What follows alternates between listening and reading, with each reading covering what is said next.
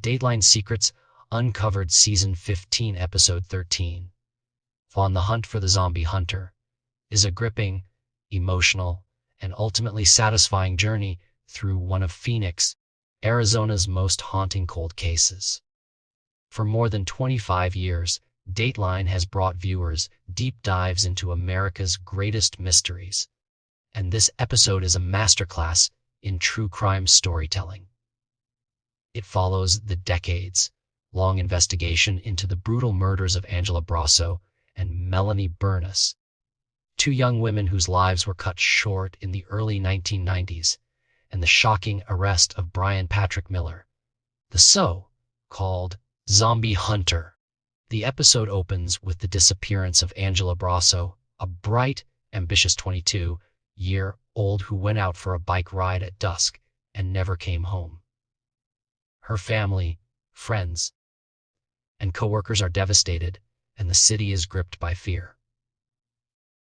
Angela was living with her boyfriend, Joe, and working at a tech company, excited for her first big class as an instructor. The next morning, when Angela didn't show up for work, her boss and coworkers immediately knew something was wrong. Angela's mother called, frantic, and Joe reported her missing to the police after searching for her along the canal where she liked to ride. The horror escalates when Angela's body is found by the canal, mutilated and beheaded.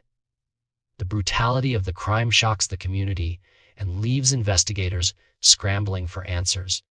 The police begin by looking at those closest to Angela, her boyfriend, her professor, and anyone who might have had a grudge. Joe, her boyfriend, is interviewed multiple times and eventually ruled out by DNA evidence. The investigation expands, but there are no witnesses, no obvious clues, and the case quickly goes cold. Almost a year later, tragedy strikes again.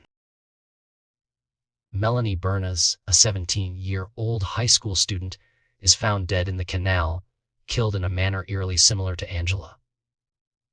The city is plunged into fear, and the police realize they may be dealing with a serial killer.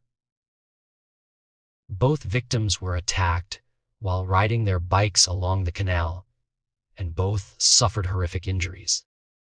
The community is traumatized, and women stop walking or exercising alone. The police work tirelessly, interviewing hundreds of people, collecting DNA samples, and following every lead, but the killer remains elusive. The investigation takes a dramatic turn with the introduction of new DNA technology. Sergeant Troy Hillman, head of the Cold Case Unit, decides to revisit the case nearly 20 years later. Advances in forensic science allow investigators to confirm that the same man killed both Angela and Melanie, but his DNA is not in any criminal database. Hillman and his team cast a wide net, tracking down people who had never provided DNA samples and even consulting the Vidocq Society, a group of forensic experts known as the modern-day Sherlock Holmes. The breakthrough comes when Dr. Colleen Fitzpatrick, a forensic genealogist, offers to use genealogy databases to identify the killer's family name. After months of work, she provides the name Miller. Investigators dig through their files and find Bryan Patrick Miller, a man who had been on their radar decades earlier, but was dismissed as too young at the time.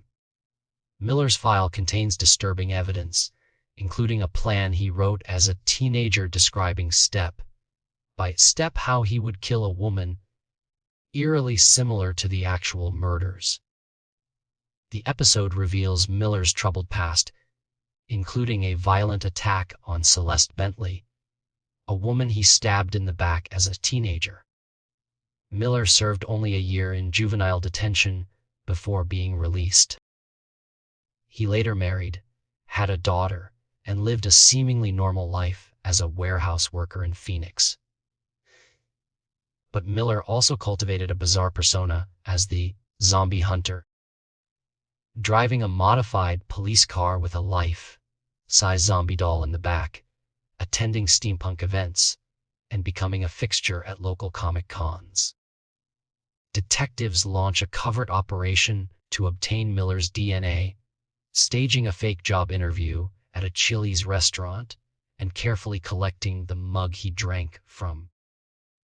The DNA matches the samples from both murder scenes, and Miller is arrested at work. The search of his home uncovers thousands of disturbing items, including weapons, women's credit cards, and graphic images of violence. Despite the overwhelming evidence, Miller maintains his innocence and pleads not guilty by reason of insanity. The trial is a dramatic showdown between the prosecution and defense.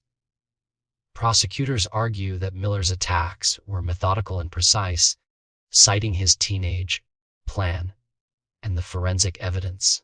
The defense claims Miller suffers from severe mental illness, including autism, depression, PTSD, and dissociative disorder, and that he cannot recall the murders due to trauma. The judge, Suzanne Cohen, must decide whether Miller is guilty and whether he deserves the death penalty. After 6 months of testimony, the judge finds Miller guilty on all counts and sentences him to death. The families of Angela and Melanie finally receive justice after more than 20 years of pain and uncertainty. The episode ends with emotional statements from the victims' families, reflecting on the lives that were lost and the closure that the verdict brings. Miller remains on death row, and investigators continue to look into the possibility that he may be responsible for other unsolved murders. Dateline Secrets Uncovered S15E13 is a powerful reminder of the importance of perseverance, advances in forensic science, and the impact of violent crime on families and communities. The episode combines interviews with detectives, forensic experts, family members, and friends to create a comprehensive narrative that is both heartbreaking and inspiring. The use of DNA genealogy to solve the case is a testament to the power of technology and collaboration in bringing justice to victims. The ending of the episode is both satisfying and sobering. Justice has finally been served, but the loss of Angela and Melanie is forever. Their families and friends reflect on what might have been, imagining the lives their loved ones could have led. The episode closes with a message of hope, reminding viewers that even the coldest cases can be solved with determination and innovation.